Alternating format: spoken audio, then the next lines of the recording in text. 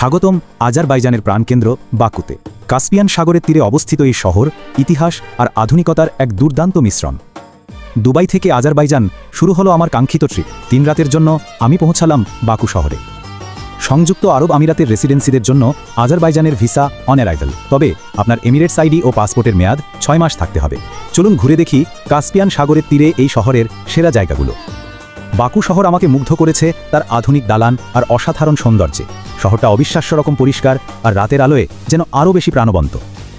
আমি ঘুরেছি বাকুর old city ইচেরি Sheher, যেখানে প্রাচীন ইতিহাসের ছোঁয়া এখনও টিকে আছে।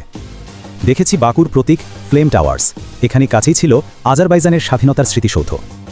বাকু বুলেভার্ডে কাস্পিয়ান সাগরের পাড়ে হাঁটতে হাঁটতে উপভোগ করেছি সাগরের হাওয়া। নিজামি স্কোয়ারে হাঁটতে হাঁটতে অনুভব করেছি শহরের প্রাণ, নানা ক্যাফে, শপিং আর মানুষজনের ব্যস্ততা। হেইদার আলিয়েভের সেন্টারের অসাধারণ আর্কিটেকচার আমাকে সত্যি মুগ্ধ করেছে। আমার হোটেল ছিল এই আইকনিক সেন্টারের একদম পাশে। বাকুর মানুষজন রাশিয়ান আর আজারবাইজানি ভাষায় কথা বলেন, ইংলিশ বোঝেন কম। মুসলিম প্রধান এই দেশ আধুনিকতায় ভরপুর। বাকু থেকে গাবালার পথ অনেক লম্বা, আসা যাওয়ায় পুরো একদিন লেগেছে, কিন্তু রাস্তার দুই পাশে সারি সারি গাছ, পাহাড় আর রিমঝিম বৃষ্টির সৌন্দর্য ভুলবার মতো নয়। একদম শেষ দিনে আমি গিয়েছিলাম গোবুস্তান আর কাদা আগ্নেয়গিরি দেখতে, একদম আলাদা অভিজ্ঞতা।